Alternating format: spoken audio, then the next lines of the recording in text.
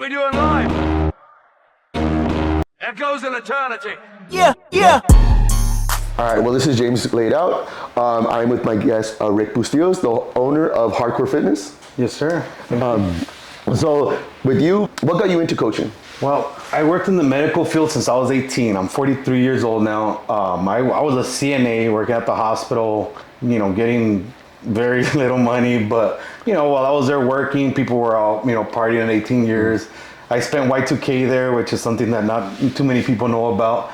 It's when it turned 2000. So, and I started, seeing about helping out people. And I liked it. Little by little, I started climbing up the ladder. Became a unit clerk, an anesthesia tech. And then finally I became, surgical tech, which was, amazing. It was really cool doing surgeries and all that. I worked about 8-9 years doing that. Then I moved to another hospital and I was just assisting one neurosurgeon, helping him with his surgeries, and that was it. And then I had already opened my gym and I was working half at the hospital, half at the gym. And I decided that I needed to kind of change what I was doing and either focus on one or the other. I couldn't put 50-50, so I decided that running the gym would be way more fulfilling than working at the hospital. I started seeing a lot of red flags at the hospital. I wasn't happy, a lot of politics. It's a business before it's a hospital, helping people. So I was more fulfilled at the hospital. At the gym before at the hospital. That's why I decided to go full time. And then right now, you said you were disabled, right? I had 2 herniated discs and extruded disc about 15 years ago. I was on pain management for about 9 years. I was miserable. I was on, I couldn't work out. I couldn't do anything. And I fell into the system where, hey, let's get you on this medication. Let's get you on whatever codeine is going on, whatever muscle relaxant. Let's get you on a antidepressant. Let's get you, it was just a routine, and to me it was just my life. I couldn't work out. I was just getting fat. I was miserable, so I couldn't do anything anymore. I couldn't work out. They even gave me I had to go get my disabled plates, but at that time I had a 350Z and I was gonna put disabled plates on there. I guess the Eagle, but I regret it now. But and I just I gave into the system, and I was in there for 8-9 years, and every minimal procedure they could do, they did it on me. A bunch of injections, a bunch of lasers. I don't even remember. It was so many. I just remember me being taken to the OR a bunch of times and getting out, waiting in recovery, taking a day off and back to work the next day, because that's what you have to do. And then what made you stop all this? So it got to a point where I saw so much of what was going on in there, being inside of the hospital, the system. And, I saw a patient's perspective, an employee's perspective, management perspective, direct. I saw every perspective, and I was like, is this really how I want my life to be? Just in pain all the time.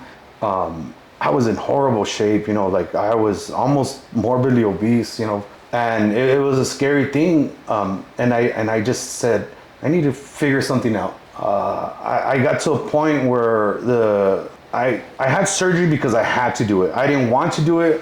I'd seen it, for the past 10-12 years, and I was like, I don't want to have surgery. And I spoke to a doctor that was a friend of mine, and I told him, listen, dude, I don't want to have all that done. I don't want to have pedicle screws, rods, cross links. He's like, well, your discs are bone on bone. We need to do something. Like, cool. One of the disc is messing with your nerves. That's controlling everything down there. I started peeing myself sometimes because of that. And he told me we need to do something because you're gonna lose sensation on there. I was like, oh, all right. Yeah. Well, let's do something then, bro. Yeah. So we did surgery, and I told him, I'm not gonna do anything after that. I'm not gonna get back on physical therapy. I'm not gonna go back to pain management. I'm gonna get off all these opioids.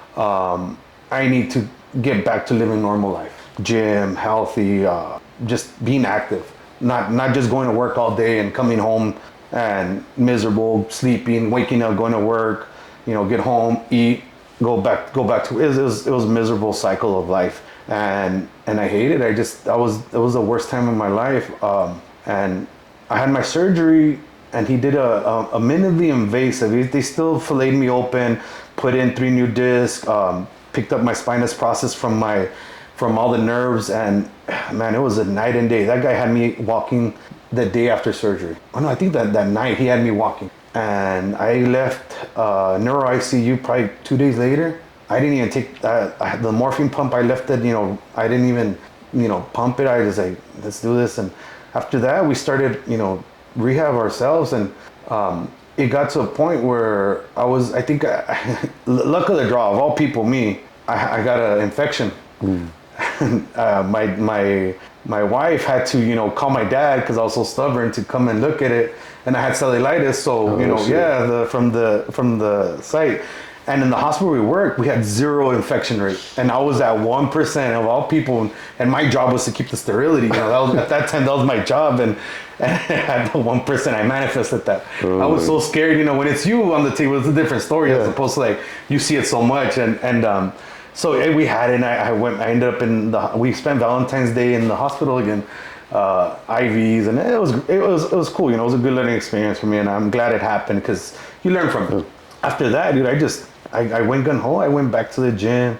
I started working out. I started seeing a nurse practitioner, checking my test levels. I did everything the proper way, and little by little, now I'm 43. I'm in way better shape than I was when I was like 20 something. And it's the best thing I could have done for myself is get out of that Western medicine, get out of that system, that cycle of medication and pain management, and do my own, natural healing. This your brain is way smarter than you think, and it has the capability to heal itself. We just don't let it sometimes. And what did your doctor say when you said you're going to go that route? He said, look, se te da tus ganas. And he was a really cool dude, Puerto Rican, very outspoken man. He's just be careful. He just told me, do whatever you want, just be careful. And I was like, cool. And he still reaches out once in a while. See how I'm doing, and he's like, dude, you look great. Keep on doing what you're doing. I was like, so now he's just like, okay, he agrees with what you did, kind of in a way. I think, but you are in a different boat than most people just because of your knowledge base on working out. And the one thing I noticed at your gym, you have some really, really good equipment. I like the reverse hyper. You have that weird machine, the assisted machine, which is you don't I don't think any gym in El Paso has. No. And so I think just physical therapy is important. Absolutely. I just think you have such a large knowledge base that you're able to push away from physical therapy. As soon as somebody tells me, they come in, it's like, hey dude, my sciatica is hurting. I was like, well, where is it hurt? He's like, oh, my thigh, my hammy, down to my calf. I was like, all right, well, let's do this machine. Let's do the reverse hyper. People don't know about it, but that's a rehab machine. But it builds glutes, lower back, And I put him on there, and hey, as soon as you get here, go warm up right there. Put some tens on there, just start swinging. It decompresses and builds muscle at the same time. It does like a mini decompression, and it starts building your muscles. Normally, when you have back problems, you have weak glutes, weak core, and this is what's going to build it back up. So, I tell people, get on this machine. The assisted hammy machine, dude, that thing burns the hell out of your glutes, your hammies, and it helps with your core and everything because the way you hold it, you come forward.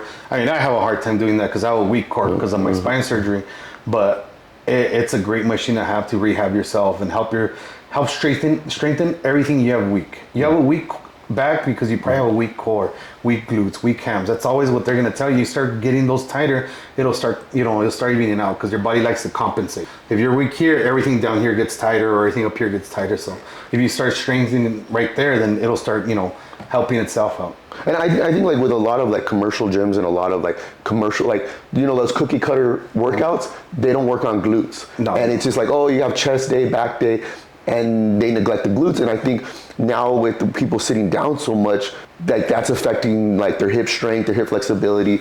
And that's why I don't think people say I think people blame working out for getting hurt, but it's you worked out and you were weak and you had this muscle imbalance, and then it kind of just showed you where your weakness is. Absolutely. And so which is really cool, that you're able to help people, and because I think it's easier when you've been there. Yeah, absolutely. And so I guess a lot of your clients are, what kind of clients do you have right now? So it's a variety. I have 15-year-old kids to 50-year-old woman that's never touched the gym, and I have a couple athletes in between. I focus a lot on just healthier living. So my athlete comes in here, a powerlifter, for example. He or she tells me, oh, I could deadlift 405 pounds. All right, well, let's see. Okay, well, you know what? You have weak hamstring. Let's work on, I see their form. I see what they're doing wrong. And I tell them, let's tweak this and let's work on this. This is where you're lacking.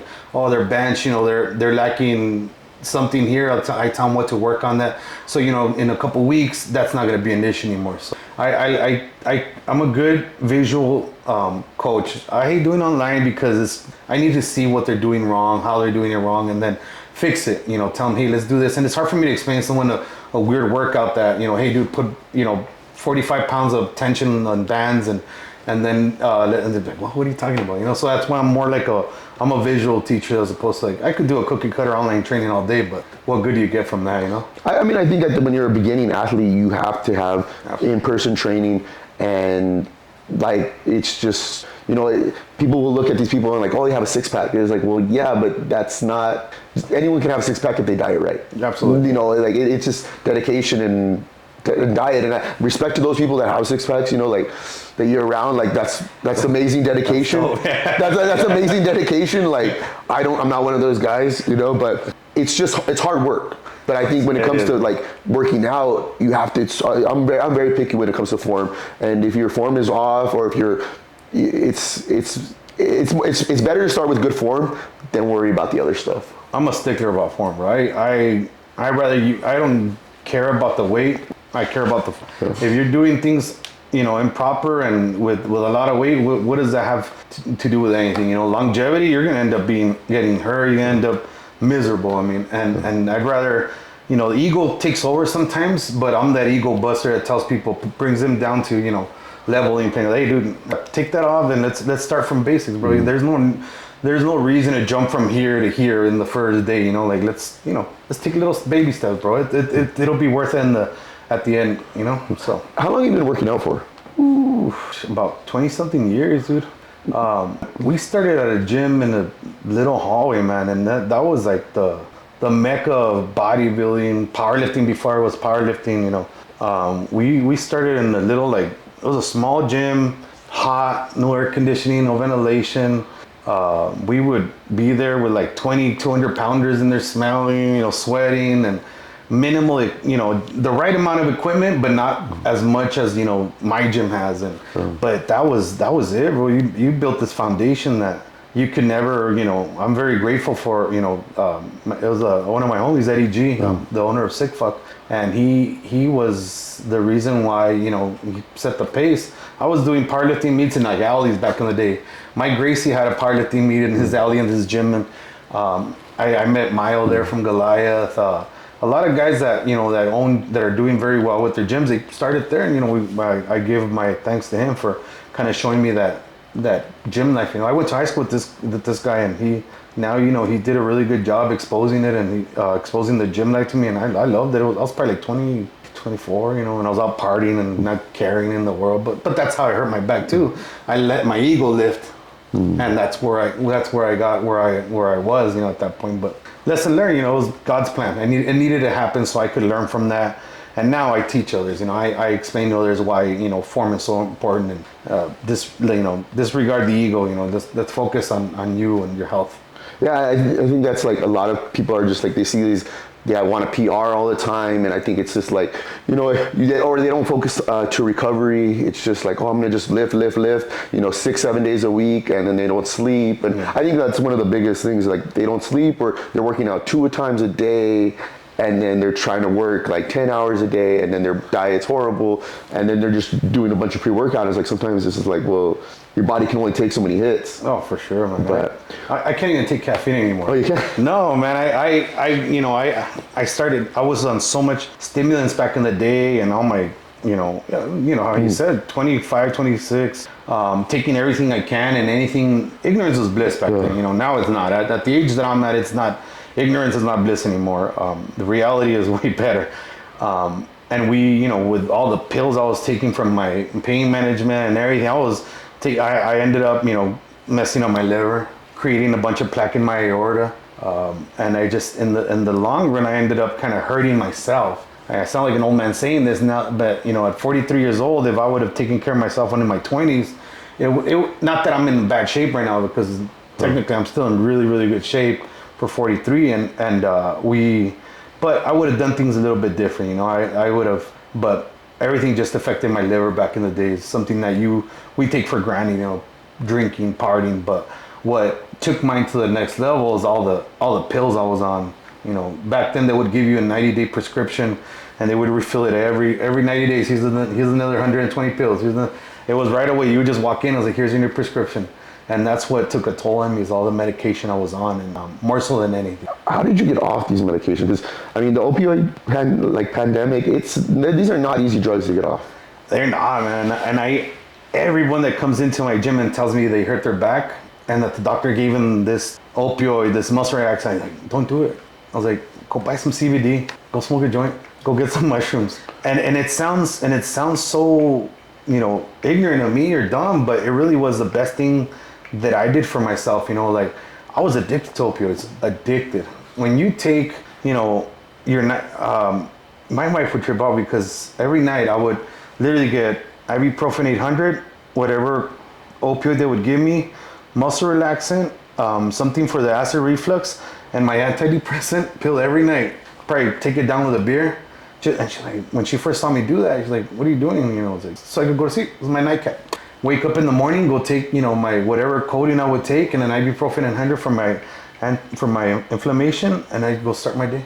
I mean, who functions like that? Mm-hmm. And I, after my surgery, I went into withdrawals, and it was the worst thing, man. I would get like the worst cluster headaches in the world, bro. Like, it would feel like if your retina is detaching from your cornea, and it was the worst pain. It was a scary thing because I would think the worst things ever, man. Like, I would hear a dog barking, and I want to go out there and, like, I would tell my girl, like, go out there and shut that dog up before I go out there. Like, it make you go crazy thoughts, and I started reading up a lot on it, and in other countries like Europe, how they get you off of big drug addictions, they give you hallucinate what do they call it? Like acid. They give you there's actually they're called acid tents. They give it to you IV, in a controlled environment. I wasn't ready to go that route, but I started reading a lot more, and THC, it had some in there to help you, and mushrooms had a lot of good things into it. I would microdose here and there, nothing crazy, CBD, THC, all that stuff. I wouldn't be one of those like, start hallucinating. It was just enough for me to, go to sleep at night and wake up like a new man. And it got to a point where I just like, okay, I don't need it anymore. Maybe once in a while, I'll take some CBD here and there. I'll smoke those, new CBD joints that are out. CBD oil, like, I do all that natural remedy stuff, and it's great. I drink a turmeric tea every morning, like in my gallon of water, I put turmeric in there, dandelion root, green tea, get all the toxins out, and honestly, it's been a night and day difference. And right now I don't take no medication, no opioids, no narcotics, no Tylenol, maybe some baby aspirin once in a while, for the heart, and that's a rarity. But other than that, we don't. Our house has no medication, no narcotics, we have ibuprofen for our 5-year-old when she gets a fever, when it's above 100 degrees. But other than that, we don't take nothing at our house. I mean, it was probably a lot of work just to do all that. It took a toll, man. I was depressed. I was going crazy. It was nasty, man. It was some nasty times. And then imagine being fat and useless. Like, it's the worst time of your life, bro. This is the best. You being in great shape, you feel great. You wake up and you feel like Superman, and as long as you're not in pain and stuff like that, you don't have bad thoughts in the back of your head. And that's the way I imagine being morbidly obese and pain, not being able to do anything with cluster headaches. Like, that's the worst time of your life, bro. And you couldn't even enjoy your family, your kids, because you're just miserable. My 13-year-old daughter, when she was born, I spent it in ER because of cluster headaches. She's 13 right now, and I remember, she was born, and I was barely able to stay there, and since I was in the hospital, they took me down to ER. Oh my God. Because I'm like, yeah, dude, and it was the worst time where I couldn't even enjoy normal things in life, and now it's like I run circles around these 20-year-old kids now. You know what I mean? I get home, I go bicycle riding with my 5-year-old daughter after I do cardio, workout, and everything. I'm active as hell at 43 years old. So what's your typical workout routine? Because right now you're prepping for a show. Dude, my days are nuts. My days are crazy. I wake up in the morning, I go do my fasted cardio in the morning.